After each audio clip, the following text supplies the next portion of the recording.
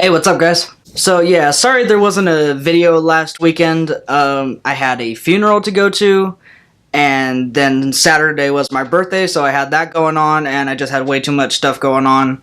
I did see a movie. I saw Tomb Raider, and it was pretty good for what it's worth. I just didn't do a review on it. But I am back doing a review this weekend, so let's get right into it. Pacific Rim Uprising. So Pacific Rim Uprising is a sequel to the first one from, I think, 2014. And it's about Idris Elba from the first Pacific Rim's son, played by John Boyega. During this sequel, the war between the Jaegers and the Kaijus has been over for years, and John Boyega's character used to be part of the whole Jaeger team thing, but now he's basically an outlaw. But when the threat pops up of Kaijus possibly returning, he gets caught and brought back in to become part of the team again, along with this teenage girl who is basically an outlaw as well, whose parents were killed during the first Kaiju attack. So, let's start off with the things I liked. First of all, I think this is an obvious. The special effects, they looked really good. They look just as good here as they did in the original movie,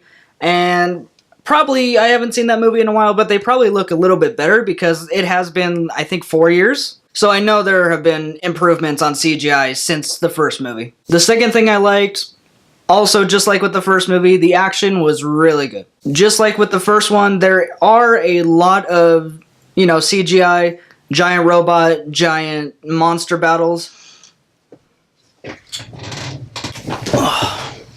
Sorry, I had to let my dog in. Anyways, like I was saying, just like in the first movie, there are many battles between huge CGI robots and huge CGI monsters, and if that's not your thing that you want to be seeing a lot of, because there are a lot of sequences like this in this movie, then maybe this isn't the movie for you. But as for me, it was entertaining enough. I thought there was enough human components in it, and it wasn't just a whole bunch of huge CGI monster battles. There are a lot of them, don't get me wrong, but they do make sure to always cut back to the human performances. Another thing I liked was John Boyega gives another great performance in this movie, and one where he can actually talk in his normal English accent for once instead of a fake American accent. He does have some pretty cringy dialogue, but I will get to that when I get to the things I didn't like. But some other actors that I liked in this movie were, of course, Charlie Day and Bern Gorman. They were great comic relief scientist characters in this one, just like they were in the first one. They do something with Charlie Day's character later on in the movie, but I'll get more into that when I get into the things that I didn't like about this movie. Also, another thing I liked was Kaylee Spaney. I think that's how you say her name.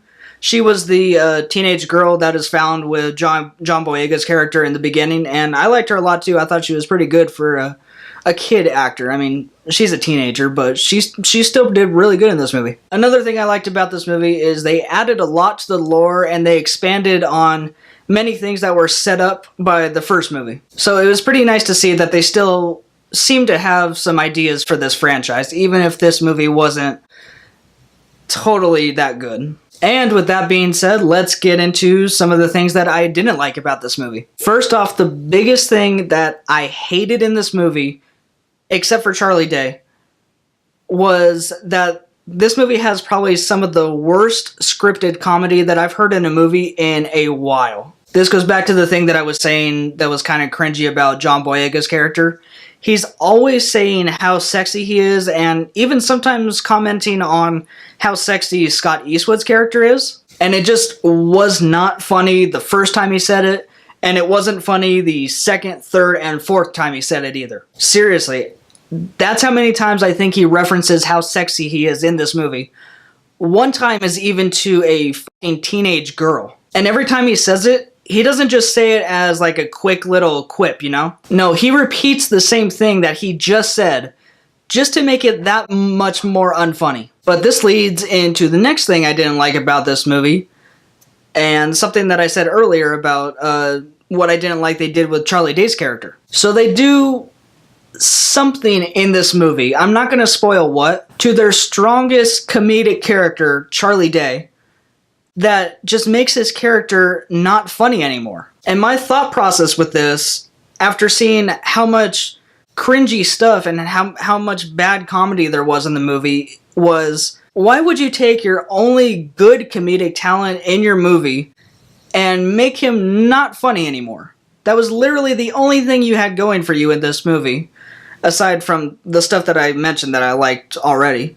But as for the comedy, that was the only person that you had going for you, and you make him not funny anymore. Are you actively trying to sabotage your own movie's comedy? But yeah, like I said, that was probably my biggest issue with this movie and why it's getting kind of a middle-of-the-road grade from me, because the comedy just did not land at all. Except for Charlie Day's stuff. His stuff was really good. He really made a bad script work, and he really made bad scripted jokes work. But then, like I said, they took that away also, so I have nothing more to go on with the comedy. Another thing I didn't like about this movie is you had to suspend your disbelief quite a bit for some parts in this movie. I know it's monsters from a different dimension fighting giant robots. That's not lost on me. But there was just some things in this movie that they just asked you to suspend your disbelief for, and I just couldn't. So yeah, for a sequel that we've been waiting, I think, 4 years for, it's kind of a mixed bag for me. It definitely isn't the worst sequel that I've ever seen, but it was a slightly poor attempt in my opinion. I'm going to give Pacific Rim Uprising a C.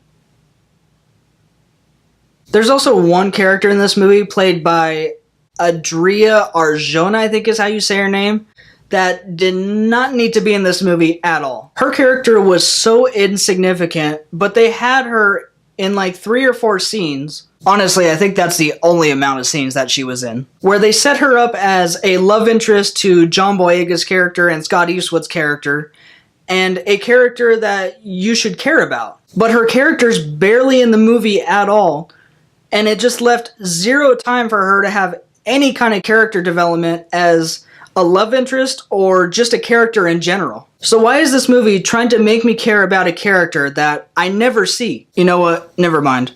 This movie's giving me a headache. Anyways, guys, that's my review for Pacific Rim Uprising. Like, comment, and subscribe, and I will see you guys next week. Thank you all for watching. Bye.